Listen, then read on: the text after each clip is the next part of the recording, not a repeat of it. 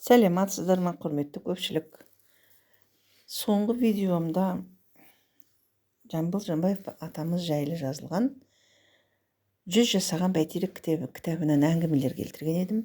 Соны ары қарай жалғастырмақшы едім. Бала кезіндегі басталған бір-екі әңгімені жалғастырайық. Сол әңгімелердің алдында Кенен Әзірбаев атамыздың Жамбыл бабамыз жайлы айтқан қысқа өлеңін оқып берейін.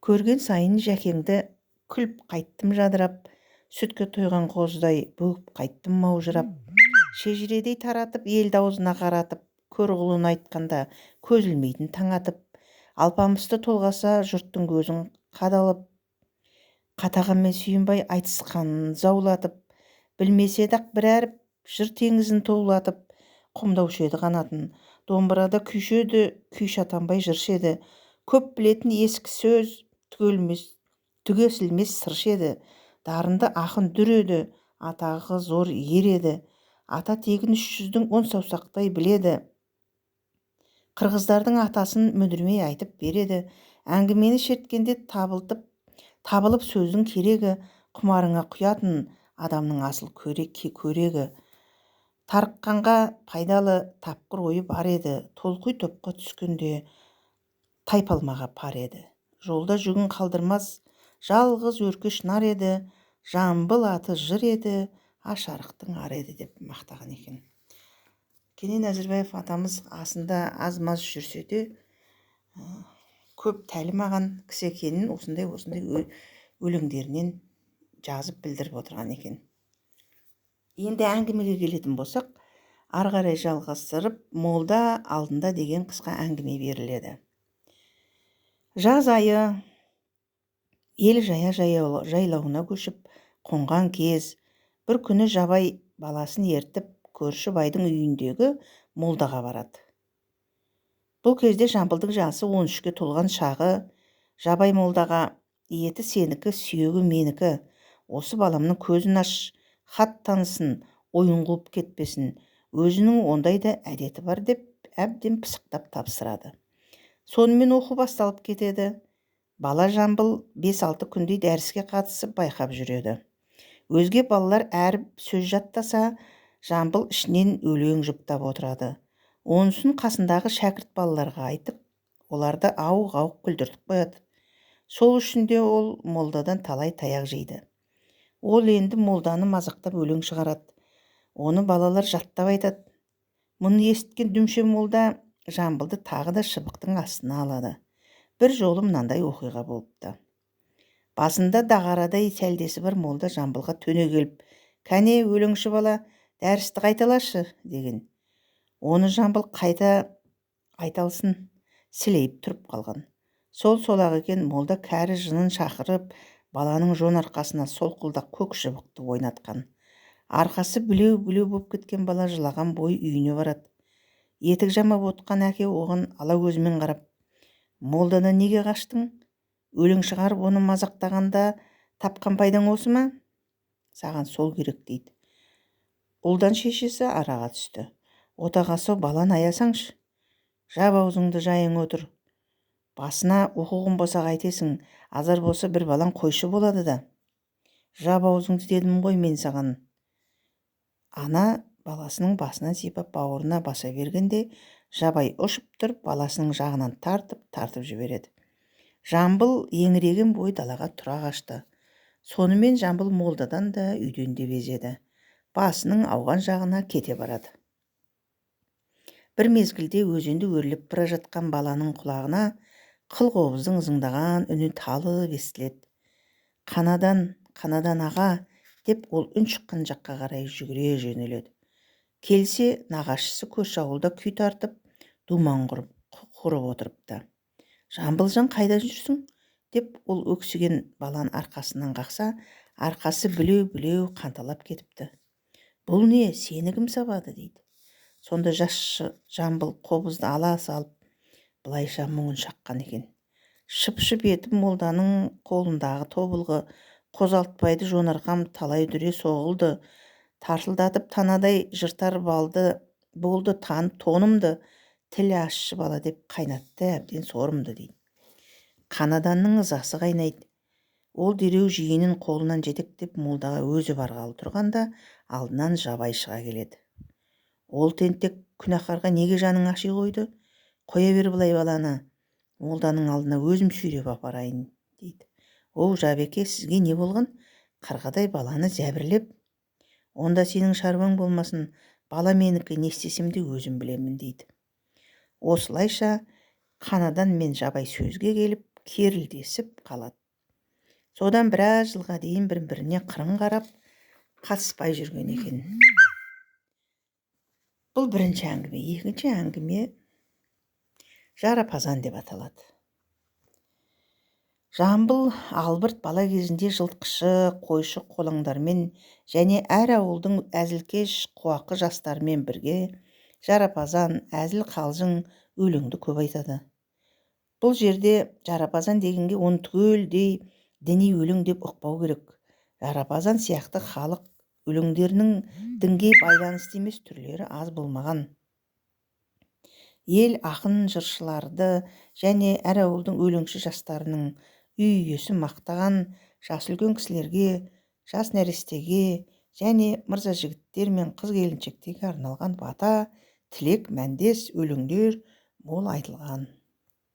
Жарапазан айтамын есігіңе, қошқардай қосыл берсін бесігіңе деген тілек өлеңдерде ешқандай діндарлық жоқ. Бәрі жақсы тілек, игі ниет. Бала Жамбылдың жарапазандарды сол мәндес.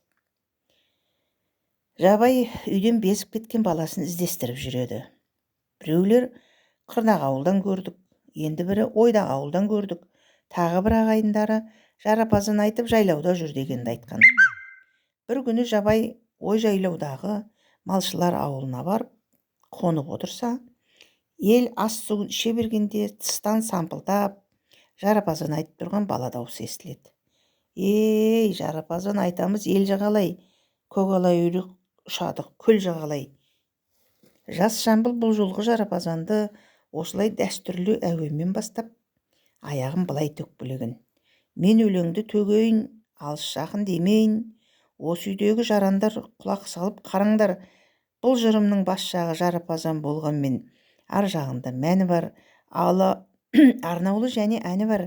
Бұл сөзімнің жаны бар деп термелей келіп, аяғын ұлдарың батыл болып өссін деймін, қыздарың мұратына жетсін деймін деп, бала бата тілекке айналдырған. Мынау біздің бала ғой деп Жабай тысқа шығып қараса, қасында тағы бір жарапазаншысы бар Жамбыл тұр екен. Әкесі, балам-ау, қайдан жүрсің? Мен сені іздеп бармаған жерім баспаған тауым қалмады ғой деп жатыр. Үй иесі де, үйге кір шырағым, әлгі жырың құлағымызға жағып барады деп оларды қонақ етеді. Дастархан үстінде бала Жамбыл бірер жырдың басын қайырып тастайды да кезекті қасындағы серігіне береді. Бұл Үсен деген қуақы жігіт екен. Жамбыл онымен түрген жаққа барғанда танысыпты. Үсен де ел аралап сықақ мысқыл, күлдіргі сөз, жарапазан айтып жүреді екен.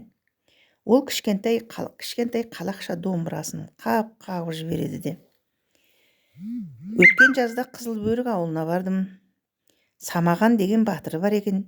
Біреулер айтты, өзі тас кедей, бірақ кісіден еш нәрсесін алмайтын жомарт. Жалғыз шұбар аты бар. Егер жарапазан айтып, ойындағысын таба сөйлесең, атын да береді деген екен. Мен соны іздеп жолға түстім. Батырдың үйі анау деген соң бір қараша үйге барып, батырдың үйі осы ма деп дауыстадым. Ешкім жауап қатпады. Киіз үйдің жабығынан сығалап қарасам, Құдай салмасын түйедей бір дәу тыр жалаңаш бұтын отқа қақтап қыздырынып жатыр екен. Сонда мына өлеңді қоя бердім.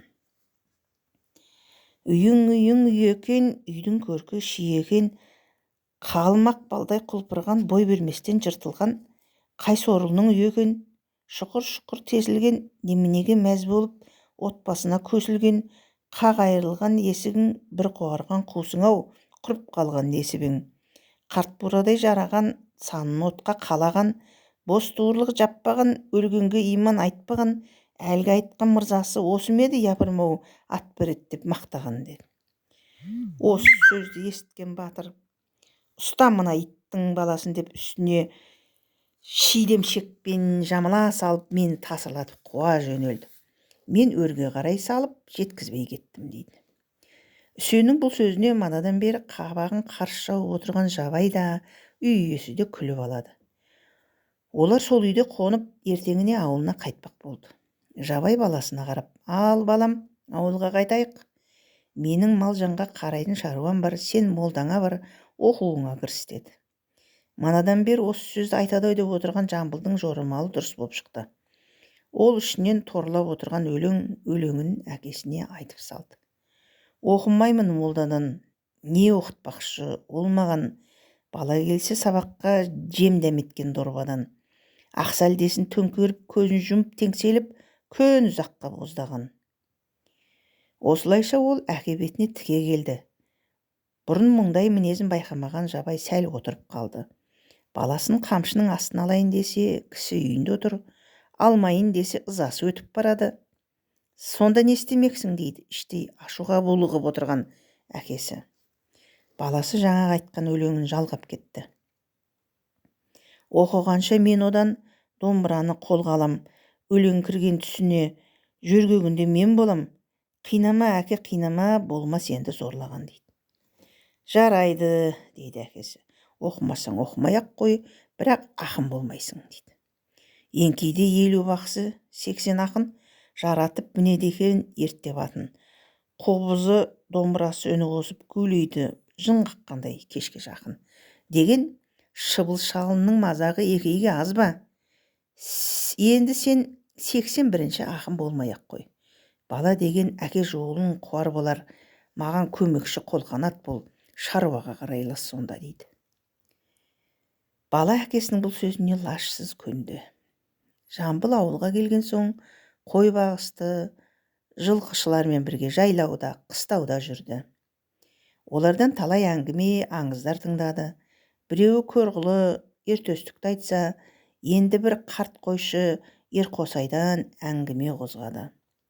Есқожа ауылының жылқышысы Қарасай сұраншының ерлігін дәріптесе, Қырғыз ауылының қойшылары Манастан, Семетейден үзінді ыр шертеді. Жұрқұмар Жамбыл осылардың бәрін тыңдап, көкейіне құя береді.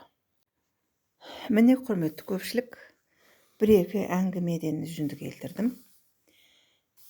Осы әңгіменің аяқ жағында жаңа алғашқыда айтқан Кенен Әзірбаев атамыздың Жамбылдың бала кезі деген қысқа арнауы бар екен, Жамбылға деген. Соны келтірейін, себебі бала кезіндегі әңгімелер онша көп емес. Бұдан кейін ересек жасөспірім кездері жайлы баяндалады. Жамбылдың бала кезі деген өлеңін әдемілеп жазып келтірген екен. Кенен атамыз да құр жаяу болмаған кісі ғой. «Ал Жамбылға келейін, ақ бөкендей желейін, домбырамды бұрайын, неге қарап тұрайын.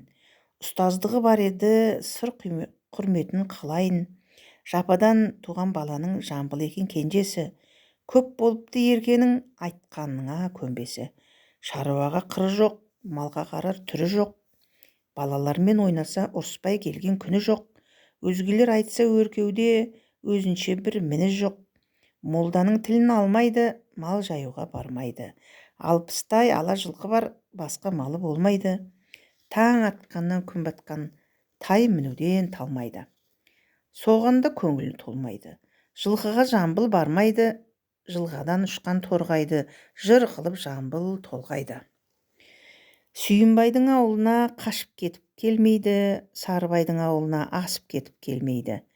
Оразы шалдар қазыны алдына жасап қойғанда ала қашып бермейді. Жамбыл атпен қуса да тасқа шығып өрлейді, алдап солап шақырса қайсар бала көнбейді. Мұны көрген Сүйекең тентегіне тиме деп жабайға да аңғартты. Содан кейін бұл Жамбыл Сүйінбайдан қалмапты. Қарала құнан бәсіресін бала Жамбыл таңдапты, мініп алып ел кезіп Сүйекемді жандапты. Қасына ертіп Жәкеңді Сүйекең солай саулапты, қаза қылып бастанақ 5 уақыт парызды, бұл азаптан құтқар деп Құдайға айтып арызды. Жас күнінде бұл Жәкең тентек болған тәрізді. Өз көзіммен көргем жоқ, онда бірге жүргем жоқ. Анадан туып болғам жоқ, ел айтуы осындай. Ел сөзіне жалған жоқ. Жас кезімде естушем, өз әкемнен жамбылды, өлең жырға даңғылды. Жамбыл Жәкең аттарын көкірекке жаттадым. Шөже, түбек, бір жансал саралардың атында жаттап алмай жатпадым. Майкөт ақын Бақтыбай, Құлмағамбет Сүйінбай асыл сөздің құптадым, басқаларын ұқпадым. Бәрін қайдан білейін, Қасқараудан ол кезде қашық жолға шықпадым. Ақындармен айтысып, жығылмадым, жақпадым, дейді Кенен Әзірбаев атамыз. Мына сіздерге ұсынып отқан ролигімнің соңғы жағындағы суретті енді орнына келтіре алмадым. Мына жасанды интеллект деген нәрсені әлі игере қоймаған кезім. Сіздерге былай да ұсынайын деп, қасында жас қыз отыр. Дина Нұрпейісова апамызда қасында. Осы суреттің құндылығын соншалықты бір сіздерге әдемілеп ұсынайын десем де, осы күйінде болды. Айып етпеңіздер, осылай қабылдаңыздар. Өзіме ұнаған суретті редактировать ете алмадым ғой, енді айналып келгенде. Қабыл алыңыздар, әлі де жолығамыз. Өте қызықты әңгімелер желісі жалғасады. Сау саламатта болыңыздар.